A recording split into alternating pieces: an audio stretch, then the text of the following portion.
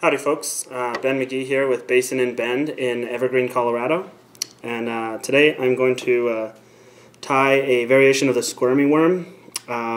It's a improved variation of the squirmy worm. If anyone has ever fished this pattern before, you'll know that the material is very fragile.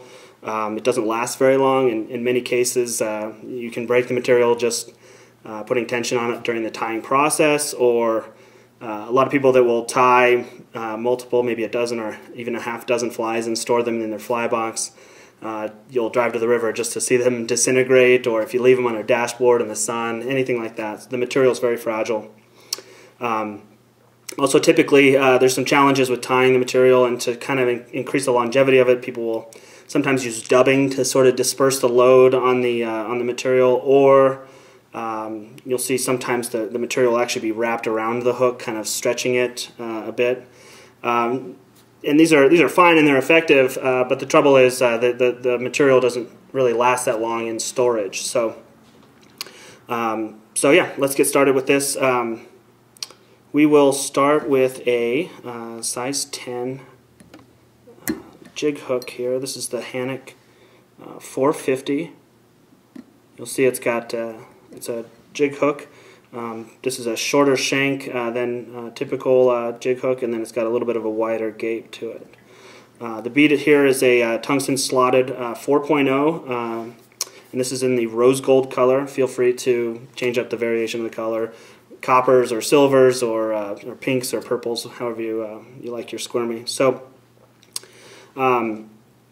with the spring coming up, this is a very common fly to be using as either an anchor or to get down into some of the deeper water. Our rivers are starting to come up, and so we're expecting this fly to not only get down but also stay down. So it's going to be taking on the bottom quite a bit. So we have to really build this fly to be as durable as possible.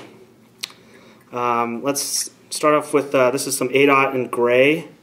Again, you can choose whatever thread you'd like, sometimes browns or pinks or whatever, but I'm actually going to use a gray thread here, and I will tint it with a little bit of pink once we're complete. So I'm going to start that 8/0 in behind the bead, and just make sure that bead's not going anywhere.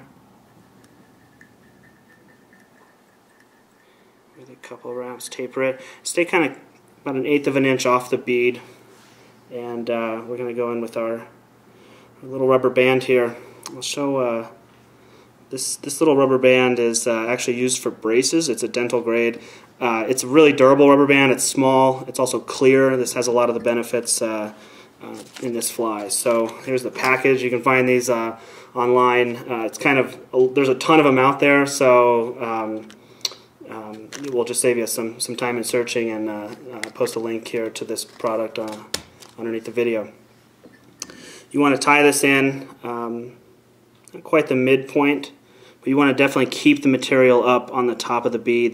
The rubber band's going to want to slide and kind of wrap around the side of the hook, so you can give it a couple nice loose wraps here. You can see I'm keeping that rubber band there up on top of the hook shank.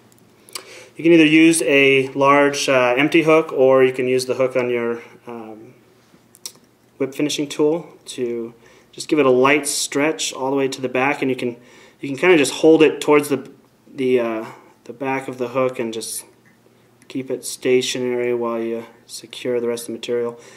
I'm going to give it just sort of a loose wrap here, and I don't want to stretch it out too much,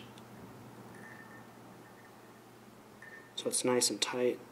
Loop in the back, we'll say there. Now I'll start to tighten those wraps down as we go forward here and let go of that back end. Nice and tight. All the way forward. And we'll use our hook again to make sure that that loop is staying up high on the hook.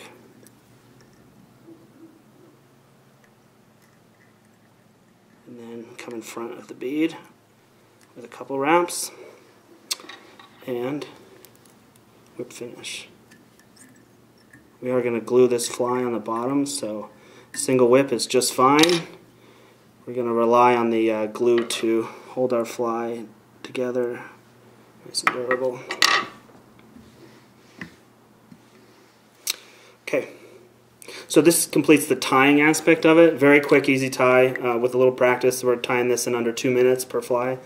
I'm going to just take a quick sec and tint this gray thread up with a little pink Sharpie here, get a little bit of that rubber band, and then come in with a Solarez bone dry on the bottom of the hook. If you're not tying with Solarez yet, it is a complete game changer. Really nice product. The bone dry is excellent. Really thin, hard, clear curing. You can really increase the durability of your fly with this product. So this is done. It's clearly not a worm yet, but this is very much the fly that is the vehicle for the squirmy worm. So if you are tying your flies for a trip next week or next month or whatever, you can tie these by the dozen and store them in your box as is, and then just basically load them up either in the vise before your trip, or you can load them up on the river before you tie the fly on. So just to show you how, you can do this in vise or in the on the river. But again, we can use either an empty hook for this process or your whip finish tool. And I commonly carry just a little Ziploc with little squirmy sections in my fishing pack, along with a spare naked hook to do this. So we basically slipped our tool through the back end and loop that squirmy material around your hook, and then pass it right back through the center of the band. Pull one end through and leave a nice little bit of material on the back end there. And let's do it again for the front.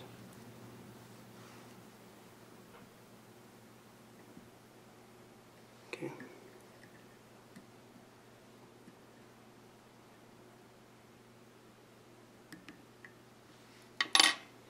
We want to make sure that our squirmy material is nice and relaxed in the center part of that fly.